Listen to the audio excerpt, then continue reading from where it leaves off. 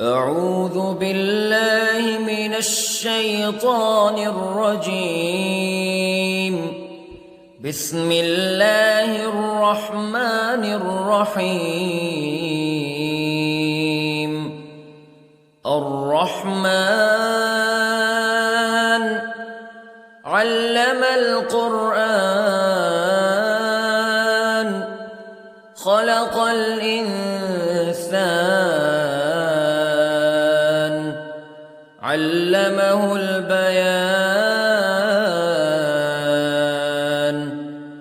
الشمس والقمر بحسبان والنجم والشجر يسجدان والسماء رفعها ووضع الميزان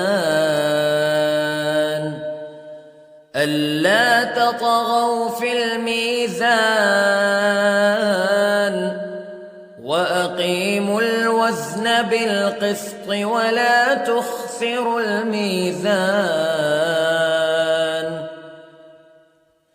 والأرض وضعها للأنام فيها فاكهة والنخل ذات الأكمام والحب ذو العصف والريحان فبأي آلاء ربكما تكذبان. خلق الإنسان من صلصال كالفخار وخلق الجان من مارج من نار فبأي آلاء ربكما تكذبان. رب المشرقين ورب المغربين فبأي آلاء ربكما تكذبان. مرج البحرين يلتقيان بينهما برزخ لا يبغيان فبأي آلاء ربكما تكذبان.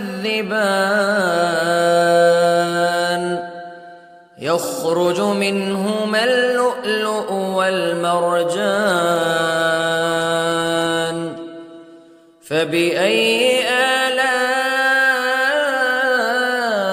ربكما تكذبان.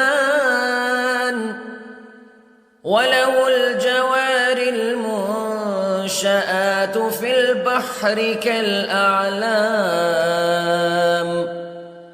فبأي آلاء ربكما تكذبان. كل من عليها فان ويبقى وجه ربك ذو الجلال والإكرام فبأي آلاء ربكما تكذبان.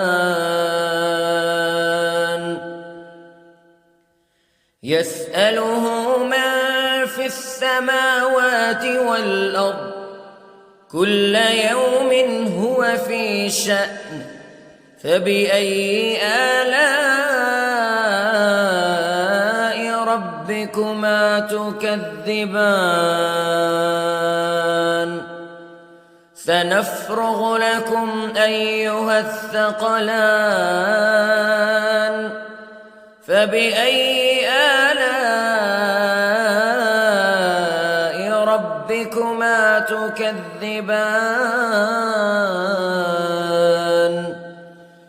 يا معشر الجن والإنس استطعتم أن تنفذوا من أقطار السماوات والأرض فانفذوا لا تنفذون إلا بسلطان فبأي آلاء ربكما تكذبان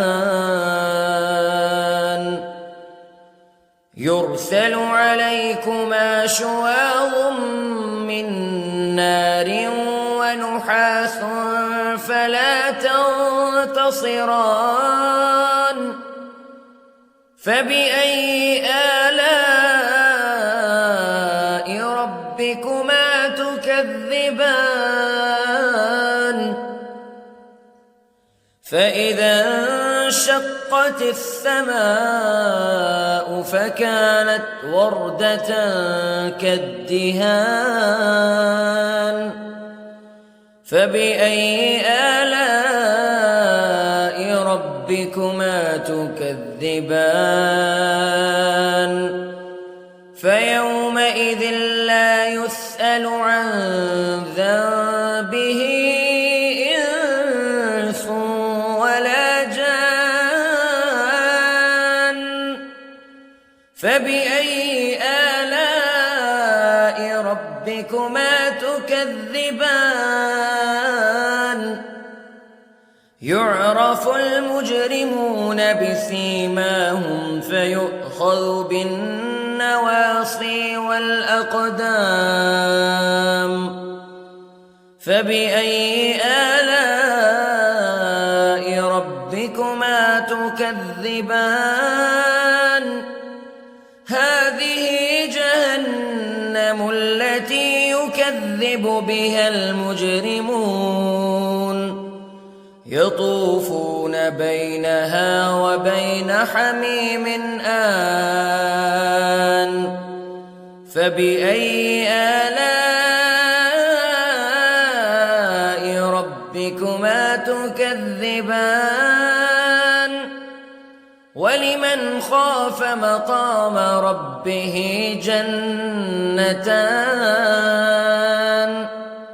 فبأي آلاء ربكما تكذبان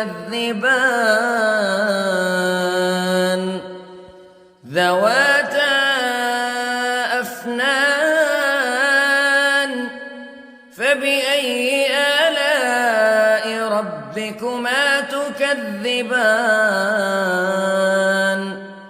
فيهما عينان تجريان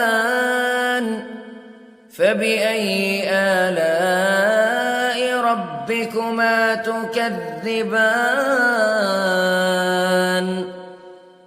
فيهما من كل فاكهة زوجان فبأي آلاء ربكما تكذبان متكئين على فرش بطائنها من استبرق وجنى الجنتين دان فبأي آلاء ربكما تكذبان فيهن قاصرات الطرف لم يطمثهن إنس قبلهم ولا جان فبأي آلاء ربكما تكذبان كأنهن الياقوت والمرجان فبأي آلاء ربكما تكذبان هل جزاء الإحسان إلا الإحسان فبأي آلاء ربكما تكذبان ومن دونهما جنتان فبأي آلاء ربكما تكذبان مدهامتان فبأي آلاء ربكما تكذبان فيهما عينان نضاختان فبأي آلاء ربكما تكذبان فيهما فاكهة ونخل ورمان فبأي آلاء ربكما تكذبان فيهن خيرات حسان فبأي آلاء ربكما تكذبان حور مقصورات في الخيام فبأي آلاء ربكما تكذبان لم يطمثهن إنس قبلهم ولا جان فبأي آلاء ربكما تكذبان متكئين على رفرف خضر وعبقري حسان فبأي آلاء ربكما تكذبان تبارك اسم ربك ذي الجلال والإكرام